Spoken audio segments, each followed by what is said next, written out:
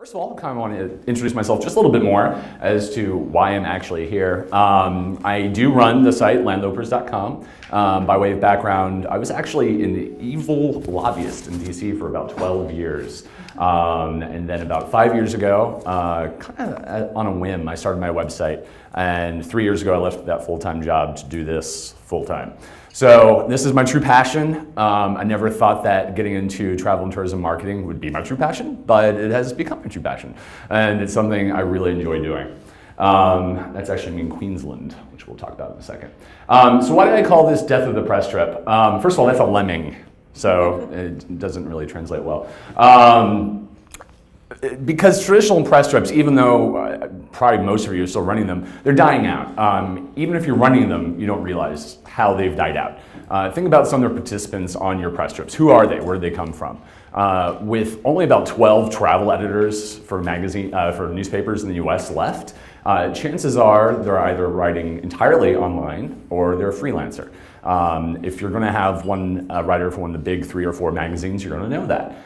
So you're already working with influencers, even if you don't really realize it, via your traditional trips. And with these traditional trips, you need to make sure, since you're already working with digital influencers, that you select the right ones.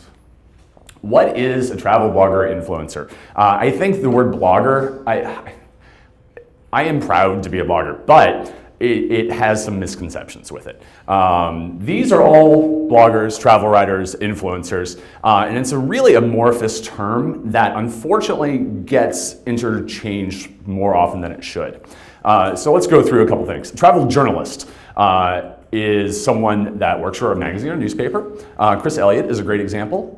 He does consumer affairs for USA Today and CN Traveler. He's a journalist. Proper, went to Columbia, trained, knows everything there is to know about reporting.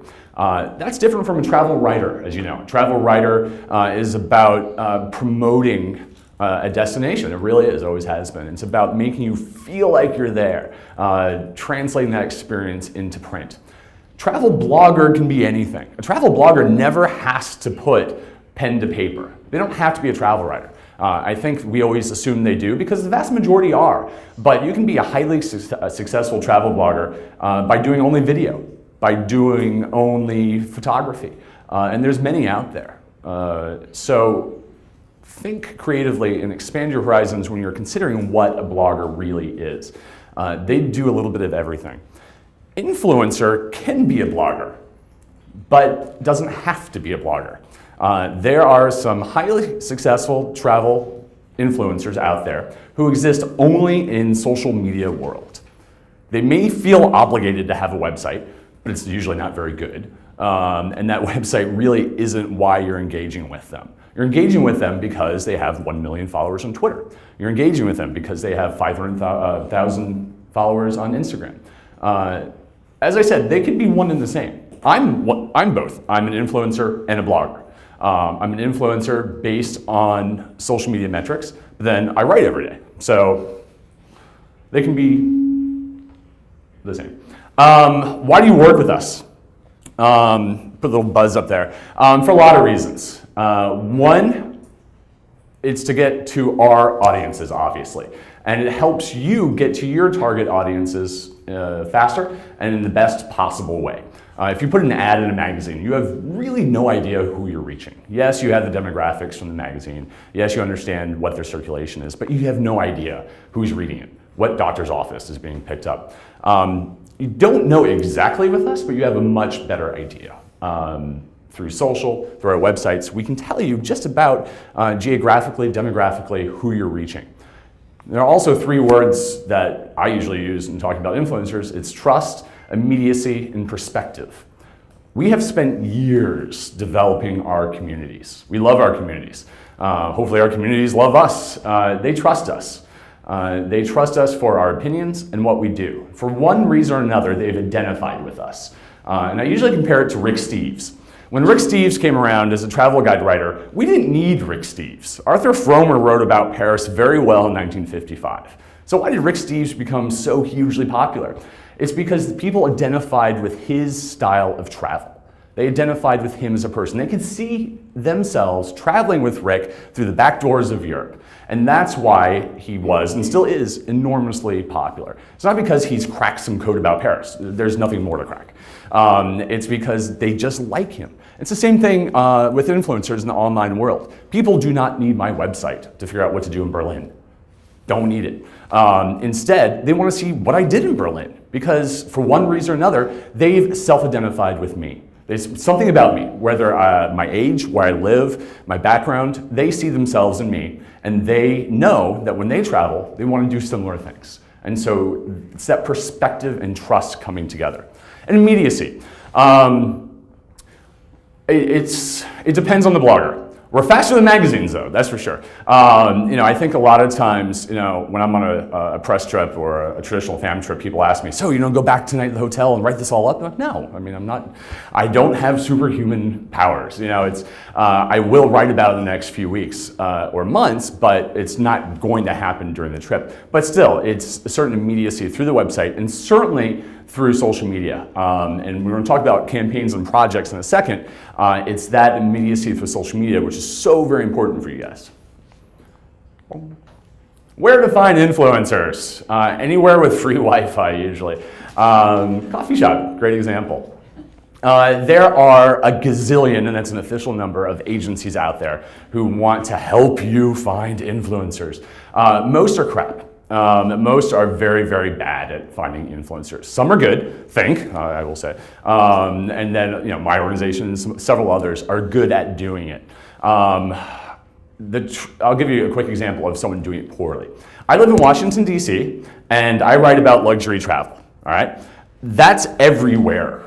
It's on my bio on Twitter, it's my bio on Instagram, it's the first thing you see on my website. It shouldn't be a shock to anyone. 3 weeks ago, from one of the top 5 PR agencies, I got an email, huge caps. We would love to invite you on a press trip, all expenses paid, including airfare to Washington, D.C. to see our newest budget hotel.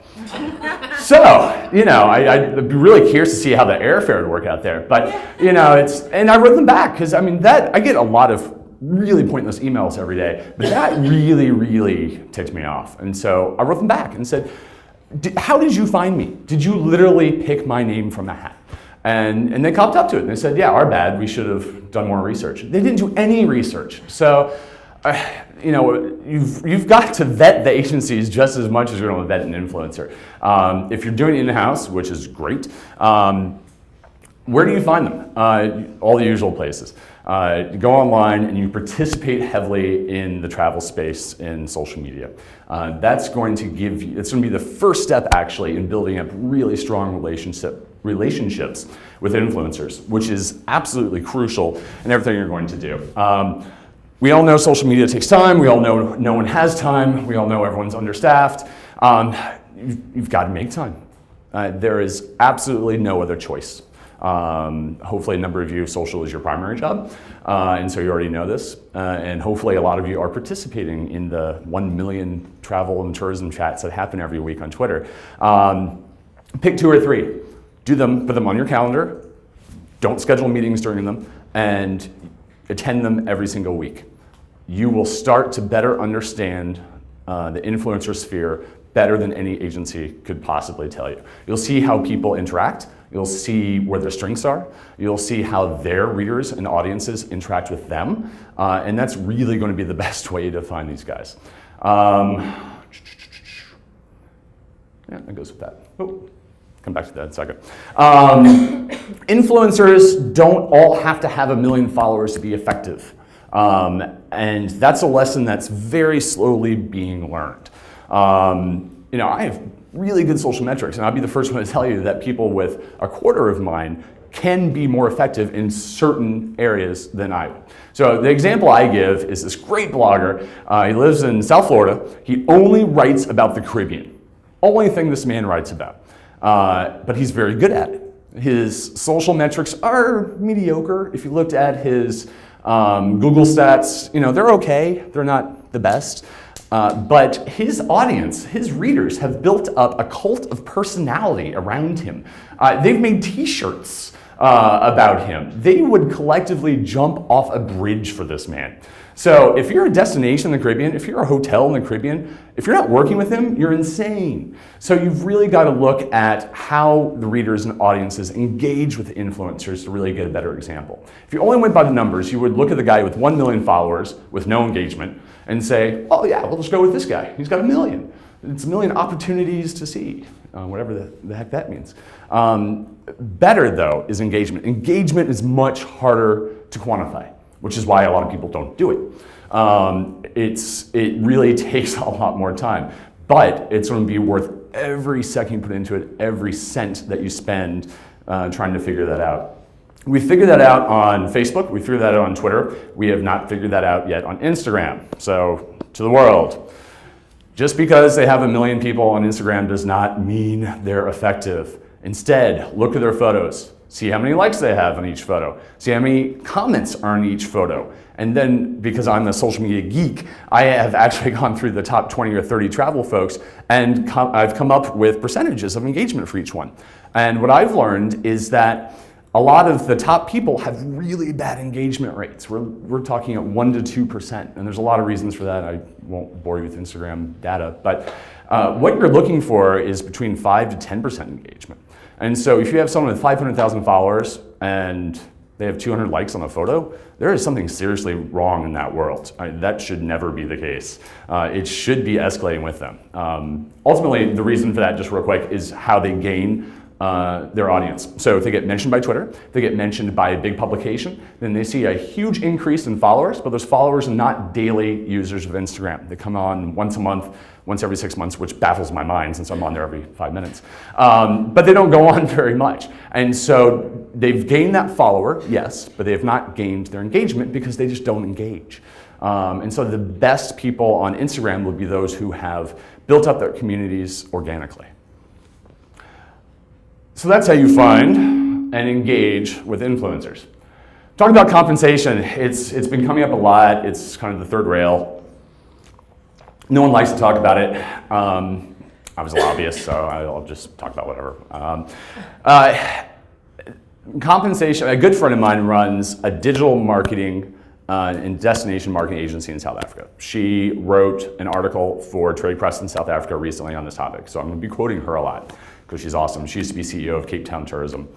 Her advice is that, yes, you should pay influencers and bloggers for their time. They have built up a career and a lot of hours and many years building up these audiences. And what you're looking for is their time, and that does come with a cost. So, lots of asterisks there. The first one being some travel bloggers and influencers do not accept compensation. And so when you start talking with people, that needs to come up first. You need to talk about what their expectations are in this relationship. A good example of a destination, and they were going to be here, I'm sad to say they're not here this week though, due to a family crisis, is Alberta Tourism. I've worked with them 2 or 3 times, and they're the best. And how they have tackled this is they will commission a writer, photographer, influencer to do certain work for them during a trip, be it a certain number of photos to which they have rights, content for their website, or specifically sponsored content on that influencer's website, for which they are then compensated. And then the influencer goes and does their normal influencer-y things and then produces their own work afterwards. So, rates, time, all that, it is, as much as you don't like it, it is there. People are doing it. What to look for is to make sure it's always disclosed. Honesty is the only thing I have in the online world. That's it. Online world is very amorphous and intangible. People like me because I'm honest. The second they think I'm not, I lose them all. I lose my livelihood. It's in my best interest to make sure I'm honest all the time. And plus, it's just a nice thing to do. But not everyone is as awesome out there. So you need to look and figure out who's not being honest about their work, frankly, and then never ever work with them. It's not worth anyone's time to do that. Another thing about compensation is that it can take different forms. So I worked with Queensland Tourism earlier this year. I worked with them not based on compensation, but because I really, really wanted to go there. So, sometimes even though the last thing I need in my life is a free room night, sometimes there are cases when that will be enough. So if you have an amazing festival, amazing event in your destination, really hype that up and find out the people who write about that stuff and would really like to do that. And if you find an Instagrammer that only does festivals and you run a really unique festival, you'll probably be able to get them without paying them and still get that awesome, wonderful content. Another way that this happens also is either through Think or iAmbassador or whatnot, is by engaging agencies that then they compensate the bloggers for their time. So with iAmbassador, and we tell everyone this from the beginning, what you're paying for is our time. You have no rights to edit anything we write, anything we say on social, nothing. You do not have that right. Instead, we're being compensated for our presence. The campaign.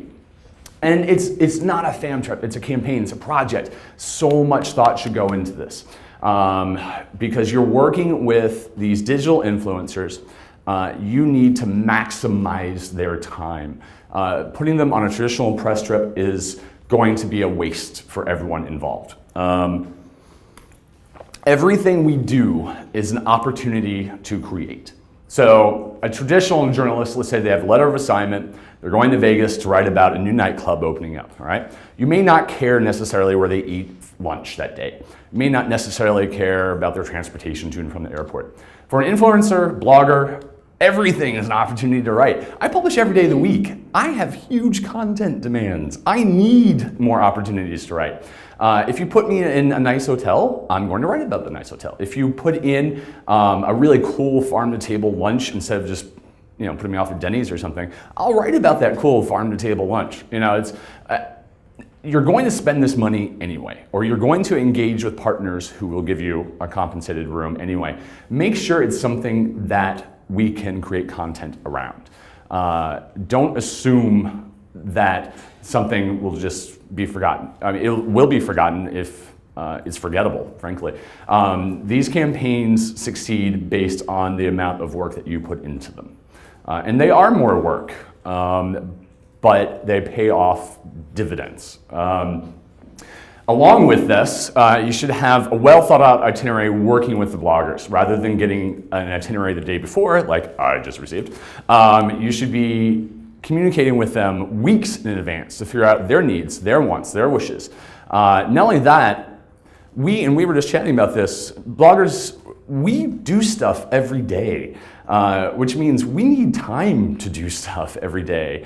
Starting a day at 7 a.m. and ending it at 11 p.m. is not feasible in our world. 5-hour dinners, no. No more of that. We need 2 to 3 hours every day just to do our work. Not only that, but because we're not just writers, we're videographers, we're photographers, we need more time in certain areas to capture all that content. I was on a very traditional press trip last year, and we threw their entire schedule out of whack because they didn't think we'd be taking photos. But you had 10 photographers there. And so everyone wanted to line up their shots, take the time, get the big camera tripods out, and do all the work. You're engaging with us for a reason, because we exist on multiple platforms. Give us the opportunity to do that. Also, during the campaign, since you're working with highly influential, hopefully, digital folks, now's the time for you to cross-pollinate what they do. Too many times I see campaigns where the host, social, is not engaging with the people visiting. And that also boggles my mind. I mean, why are you doing this? It's tell your social team to get on the ball, follow them, retweet everything, like everything. Put it on your channels, put it on your Facebook. Your Facebook is going to be more engaged for your destination than theirs, obviously, and so they're going to love to see this stuff.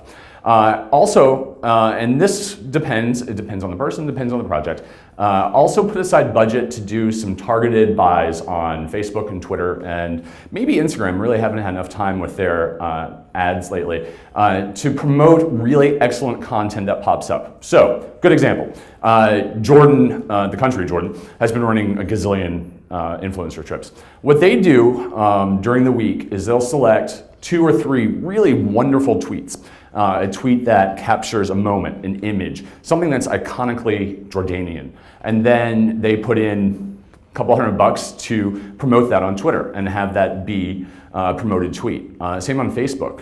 They'll put money in, cap it at 50, $100, whatever, and really promote the heck out of that imagery. And that just helps everyone. It gets the real-time engagement. And for what is really relatively modest fee, you're really increasing the potential for the campaign to be very, very successful. Now what? You had some bloggers because your boss told you could find some bloggers. Put them on a trip, and you have no idea what comes next. Well before you do any of this, you need to figure out what success means for you. And what's been interesting for me to see is how much that really does vary nowadays. Some people are still very traditional and are looking for the advertising equivalencies, which is fine, as long as we acknowledge the fact that they have never been correct for any media. But if you need them, you need them. And everyone out there now pretty much has a way of determining social and online return on investment. So is it all a little bit of mirrors and shadows and lights? Yes. No doubt about it. That's why some people are moving away from it, because they realize it's not great. But if you need a dollar figure to put, if you need to say for every person we brought out, this was our return, it can be done. Many more times, though, people are looking at other engagement factors to determine their success. So I was chatting with a river cruise line recently, and they said, man, we don't care about AV. Instead, we need people signing up to get brochures sent to them. So it's a little meta, but anyway, that was their thing. And so if we were to put together a campaign for them, that would be front and center, because for them, they want brochures in hands. And for them, that's their only success, measure of success. Other people, it's increasing their own social engagement. For other people, it is opportunities to see on all these different platforms. South Africa, 2 years ago, ran a wonderful campaign, Meet South Africa. They had more than 200 million opportunities to see in a week on Twitter, which is really, really good. They had a return on investment of 40 million Rand, which is also really, really good. For them, that was success, because they needed both those measurements in order to report back to the ministry, because like many of you all imagine, they are government bodies. All right. And this is starting to change this year. People have realized that no, we are not traditional writers. We do a lot of things. We write for our own websites. We write for a bunch of other websites. All of these very traditional magazines and newspapers have seen the writing on the wall and have significantly increased their online presence. You probably noticed it. Be it CNN Traveler, be it Travel and Leisure, Yahoo Travel through their Explorers program. We all write for these places because we're cheaper than traditional writers and we travel a whole lot. So there are opportunities beyond our own website for your destination, your company to be featured. We get interviewed a lot, be it TV, be it radio, be it podcasts. And people started noticing this. And they started to notice that, wow, Matt's still talking about us even though he was here for 4 days 3 years ago. Why is that? Because we become de facto ambassadors. We become ambassadors for your destination. And that's a very important relationship for you all to foster.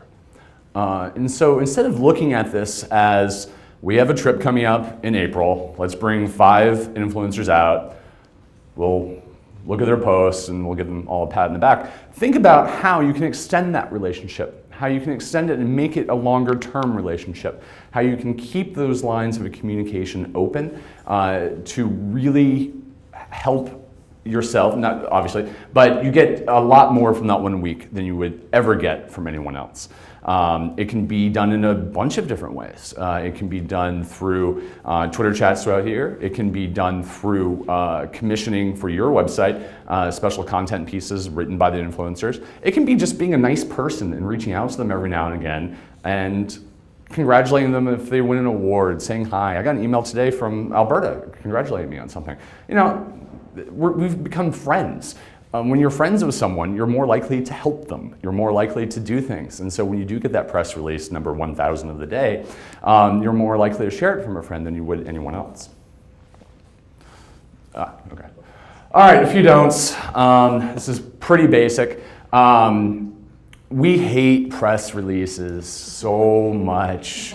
I get so many every day. Bloggers do not write, good bloggers do not write from press releases. We write only from personal experiences. Unless you're a multi-author site that is publishing 50 times a day, you would not write from a press release. Influencers, bloggers can write once a month and be very effective. We can write once a day and be very effective.